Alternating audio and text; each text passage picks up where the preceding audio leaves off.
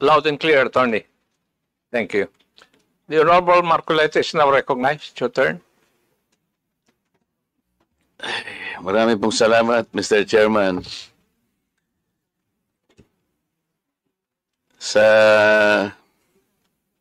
YouTube, sabi po ninyo kanina, lahat ng election misinformation, katulad po ng mga contents that might negatively impact free and fair democratic elections, ay tinatanggal po ninyo, sir. Tama po.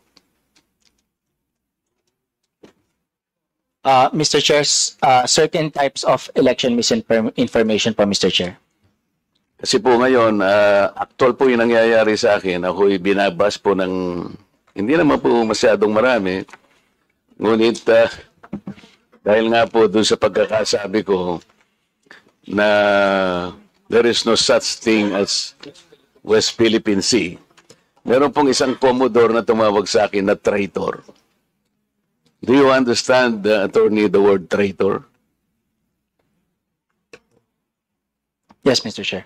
Yun ba ay shocking? Yun ba ay incendiary? Yun ba ay demeaning or inappropriate language for a member of Congress like me?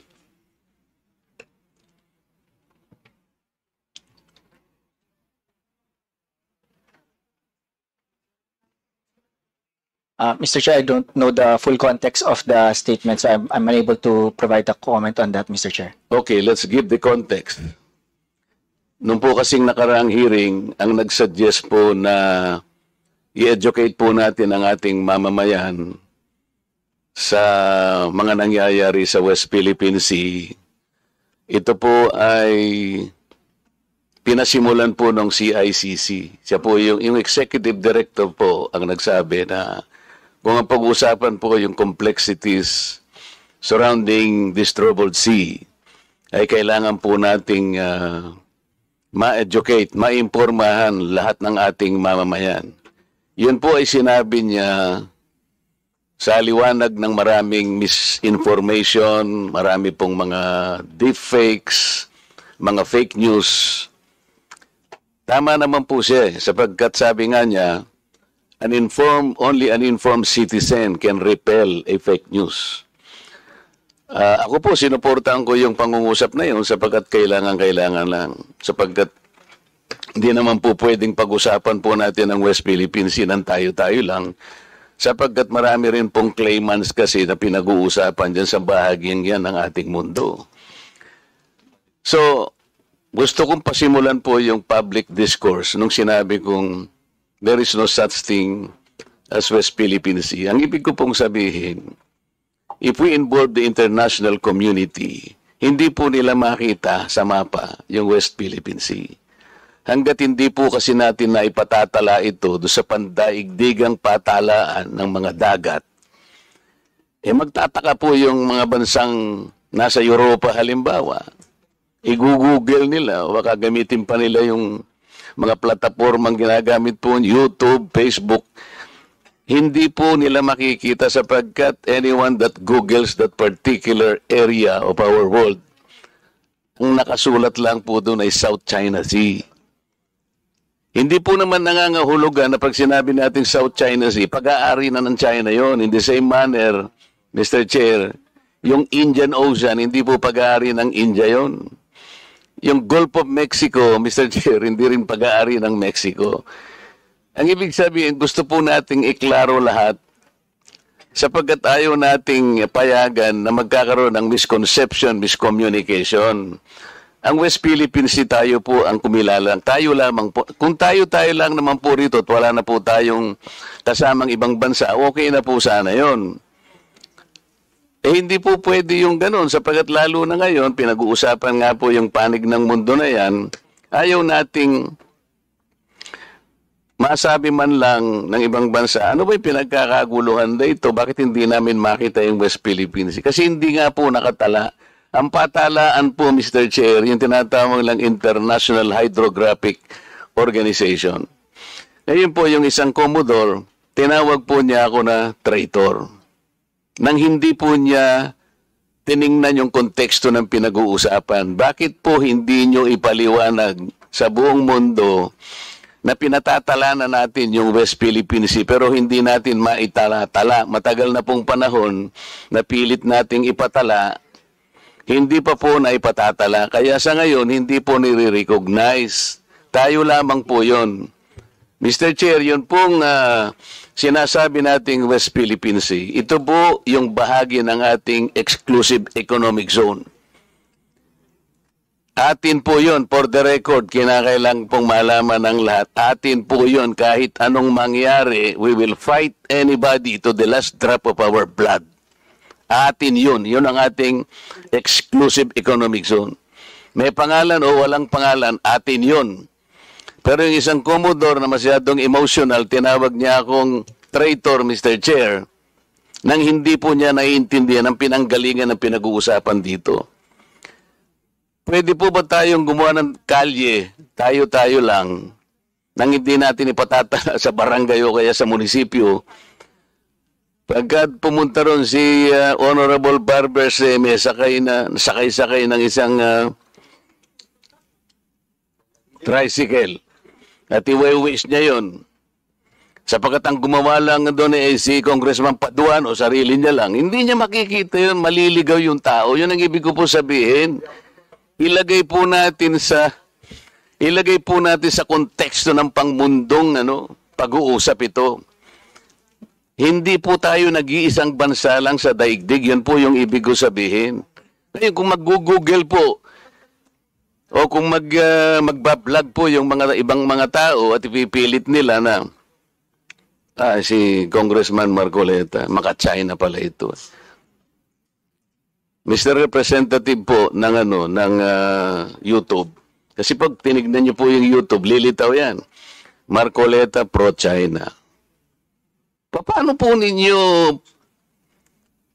ipaliliwanag sa tao na hindi po ako pro-China? Ngayon po lumalabas, pag tinignan niyo po yung YouTube, lalabas po doon ewan ko sino po yung gumawa niya, pero maliwanag na talagang election misinformation, Mr. Chair. Lahat kanya ng kandidatong senador ni PRRD ay financially supported by China. Nandyan po ngayon sa YouTube. Lahat po niyan siguro nakikita nyo na. Paano po ito, hindi po nyo ite-take down itong mga contents na ito, sir?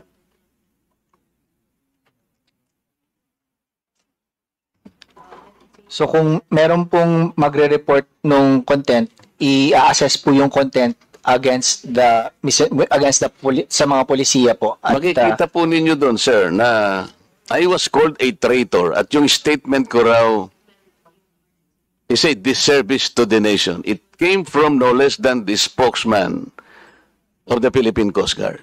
I believe he is here. May I request, Mr. Chair, that the Commodore sit in front or near us because there is still a vacant seat here between the Honorable Franz Castro and Yusek Nicolas Felix. Could you please occupy this seat, sir? Yes,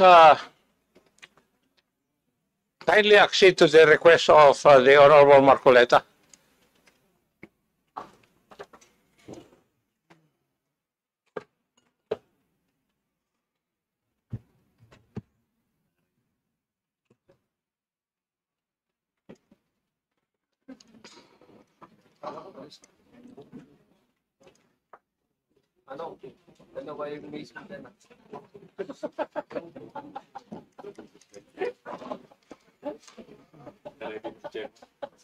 May I continue, Mr. Chair?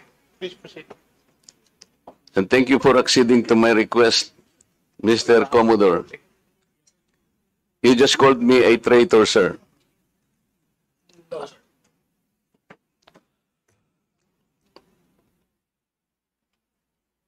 Nasa Facebook po, nasa social media.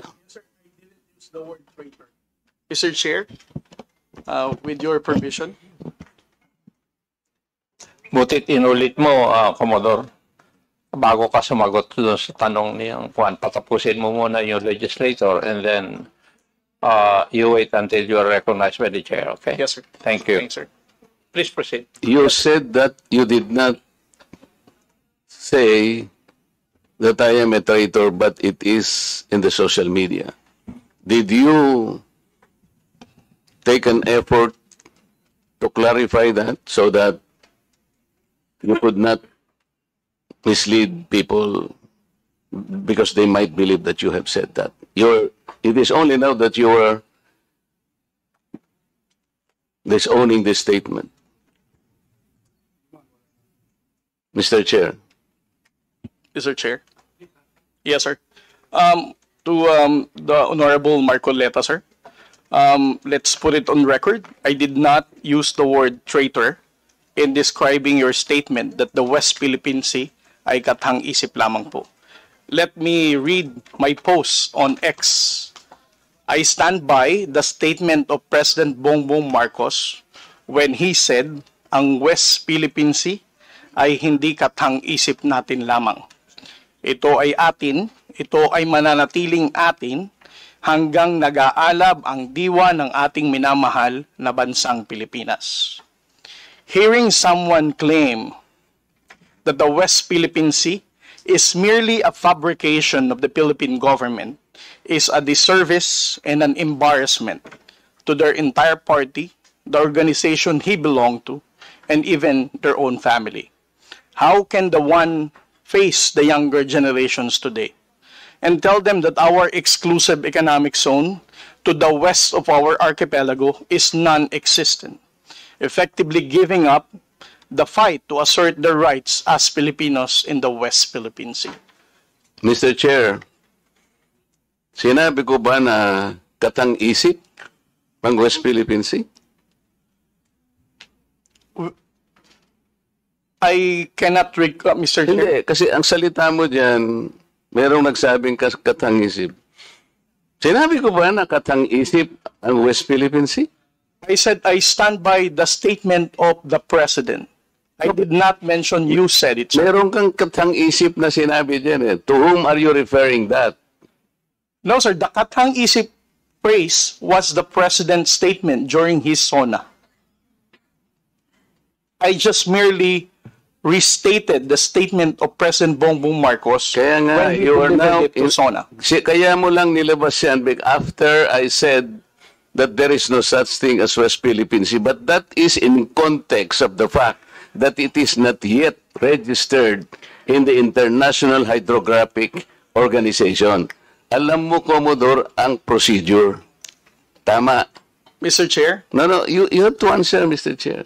Alam Yes, mo sir. yung procedure kung paano maitatala, kung paano natin papangalanan ang isang karagatan na tayo ang may-ari. You know the procedures, right? with respect to the 19th Congress who passed You the have Republic to Act answer my question, 12064, Mr. Chair. the Philippine Maritime Zones Act, sir, the West.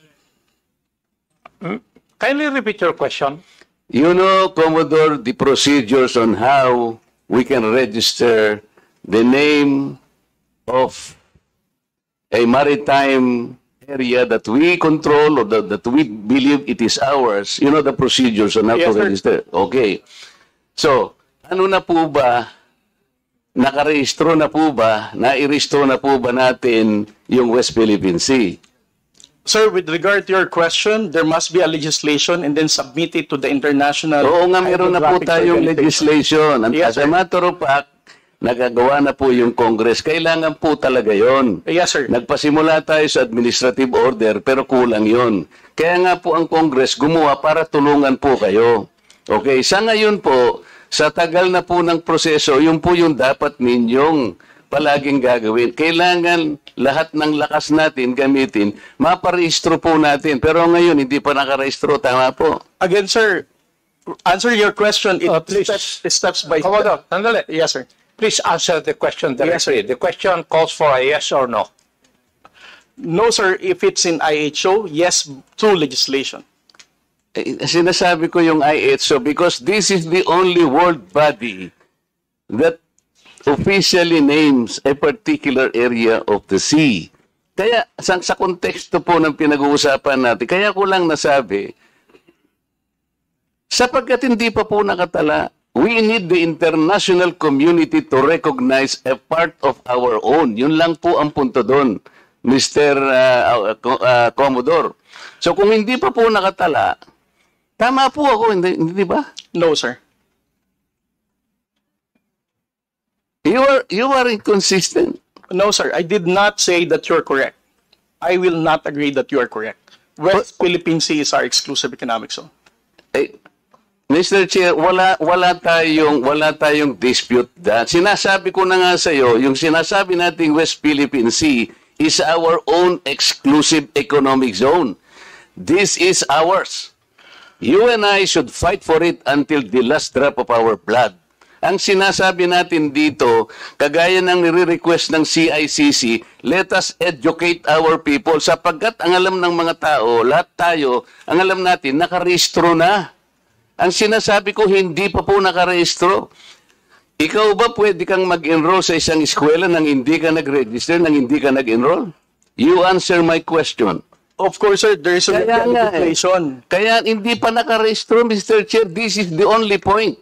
Let us not create a mountain out of molehill. Bigla mong sasabihin, in response to what I said, katang isip o blah blah blah at lumabas sa traitor. Hindi ka man lang gumawa ng effort, for example, na I did not say that. Ngayon mo lang sinasabi.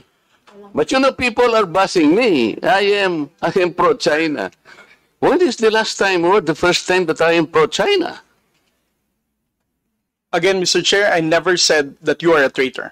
That is clearly posted on my Twitter Pero account. hindi ka po nagbigay ng paliwanag na sinabi mo sana doon sa social media din. Bakit nyo ina-ascribe sa akin na sinabi ko na traitor si Kong Marcoleta? I did not say that. It is only now that you are explaining na wala kang sinabi. But kumalat na sa social media, kaya nga tayo nandito. These are the excesses and the abusiveness of social media, Mr. Chair. Nangyari na. Kahit na ilang libong mag-explain ka dito, yung tao narinig na nila na ikaw ang nagsabi. Because meron ka pang litrato dun eh. Mr. Chair, No. nobody has ever asked me whether you are a traitor. This was only the first time that I was asked whether you are a traitor or not. You are not even aware na sa social media sumabog yun. Nandun yung litrato mo and they claim that I am a traitor. Ngayon ka lang nagpapaliwanag na I am not a traitor. Pero nangyari na yon.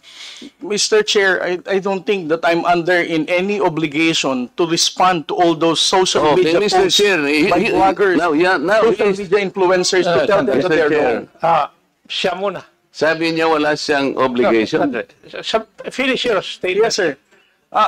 Mr. Chair, Honorable Marcoleta, sir, I think I'm no under obligation to tell all the social media influencers, to bloggers, defend your name, tell them that you are not a traitor. Again, I did not mention that you are a traitor. It's not, those words did not come from me. Why would I go to the extent of defending you and you are running for Senate? I might as well be interpreted as running for, supporting somebody for public office. Mr. Chair, clarifying something that is wrong is Have not the floor, political. please. Thank you, sir. Commodore, ang tinatanong lang ni Honorable Marco Rex that merong lumabas kang statement, siguro binigyan ng interpretation ng ibang bloggers at nasabi na traitor si Honorable Marcoleta. Ang tinatanong niya is, unang-una, alam mo ba ito na ganun ang nangyari? Would you know? No, sir, because when it became a social media popular post, I was not here in the country. I was actually in the official business outside. So when did you come to know about this? I only came to know about it when Congressman Marcoleta called me Gago and Mangmang in one of his interviews. So when was that?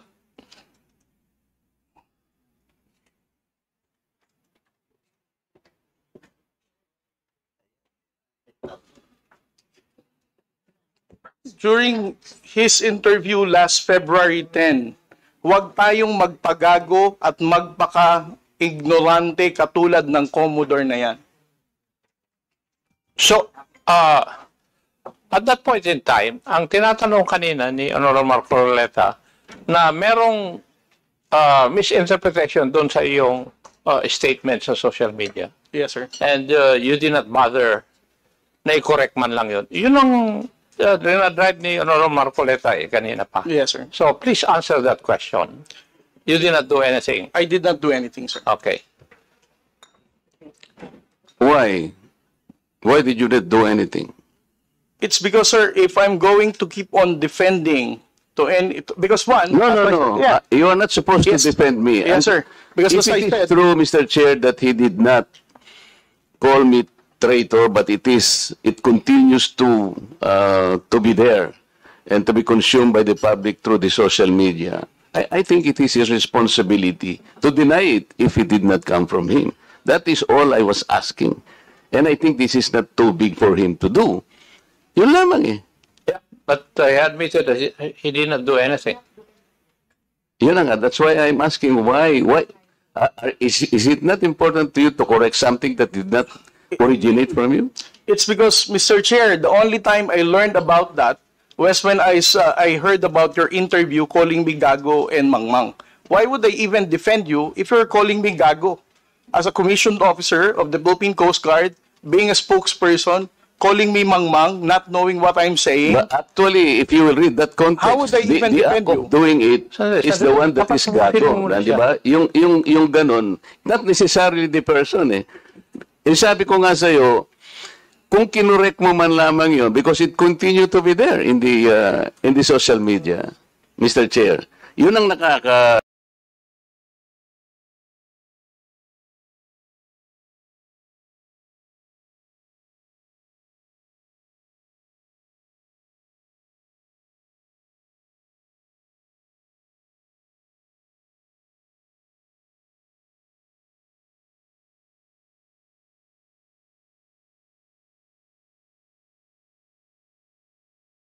sama sapagkat people, hindi ko naman sinabi talaga yun. Mamamatay siya because it came from you.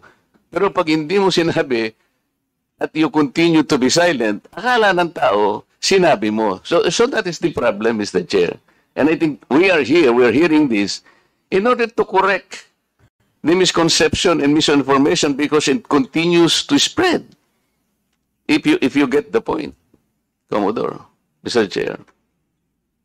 Mr. Chair, again sir, kung bakit ko po hindi binawi ay dahil nalaman ko lamang po itong balita na ito na nag-spread siya nung nagpa-interview po kayo na ginagago niyo po ako. As a human being, how would I defend somebody na ginagago po ako sa public interview? Mr. Chair, kung titingnan mo yung konteksto ng pagkakasalitan, hindi ikaw ang ginagago. Ikaw ang ginagago. Ang sinasabi ko rito, let us defend our own nang hindi tayo nagiging gago o kaya nagiging emotional.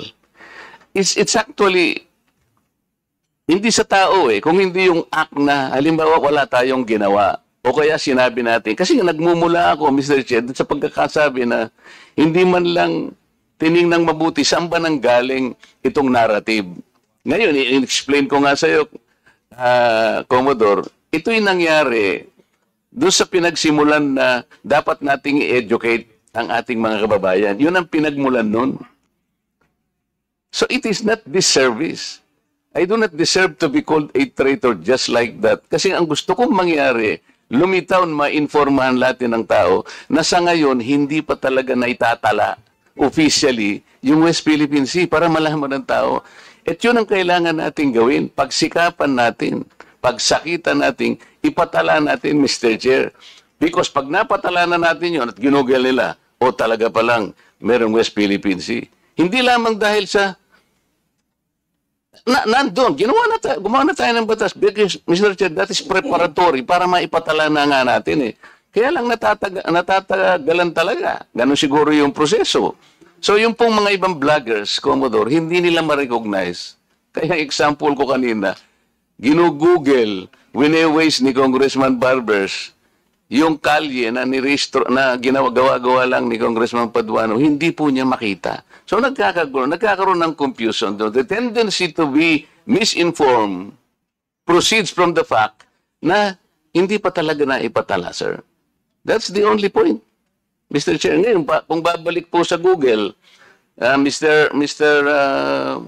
YouTube, ito kumakalat, lumalakad, but you are not doing anything to control this. So, ang daming, ngayon, nagbabas sila sa akin, oh, si Marcoleta, pro-China. Ngayon, may lumitaw na naman through your platform. Lahat po ng senador na kagrupo ni ganito, lahat po sila ay pinopondohan po ng China. Nandito ngayon. I will show it to you before you leave, sir, na lumilitaw na naman dito. So kasama po ako doon sa grupo na yon na pinipinance ng China. Ganun po eh. So it becomes now an election misinformation that will impact on the credibility of the election. Maaaring mamislead po na naman ang mga tao. Yun po yung ating gustong ayusin. Yung misconception and misinformation. Lumitaw lamang po kasi sa kawalan ng information na hindi pa po natin naipatala, Commodore. Hindi pa nakatala talaga officially. Tayo-tayo po, walang problema eh. Kung tayo-tayo lang. Sapagkat yung bahagi na yun ng ating karagatan, may pangalan man yan o wala. Sabi ko nga sa iyo kanina, tayong dalawa ilaban natin yun hanggang sa huling patak ng ating dugo. Atin yun at walang makakapagpabago doon. Ang problema, nagkakagulo tayo because of that misconception. Walang masamang tinapay doon, Mr. Chair. I want to explain that. Ngayon, ako nagpapasalamat ako sa iyo at sinabi mo ngayon at naliwanagan na hindi mo pala sinabi yung I am a traitor. So salamat kahit nahuli. Sabi nga natin, Mr. Chair, huli man daw at magaling, nayahabol din.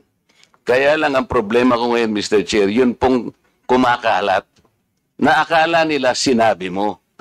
At lumaki nga, sapagkat siguro, dahil medyo nasaktan naman ako, nakapagsalita ako ng wag nating depensa ng sariling atin na magiging emotional tayo o kaya nagpapakagago tayo. So, kaya lumaki ng lumaki dahil lamang doon. But the context, Mr. Chair, the context is gusto nating huwag gamitin ang misconception or misinformation, lalo na ng mga vloggers, sa lahat po ng bahagi o aspeto ng ating buhay. Ang West Philippine Sea ay atin, Commodore. Yes. Because this is the exclusive economic zone of the country. And there is no changing that fact. Kahit anong magbali-balig rin natin ang mundo natin, atin ito. Kaya lang ipatala po natin yung pangalan para po hindi gamitin sa misinformation. Mr. Chair, thank you very much. Well, I think we have seen one of the ill effects of misinformation. I think everybody will agree to that. That is one of the ill effects of fake news or misinformation. Would you agree? Yes. So next time, kasi hindi ako nagbabasa kasi sila mga ganyan eh. Para hindi ako apektado.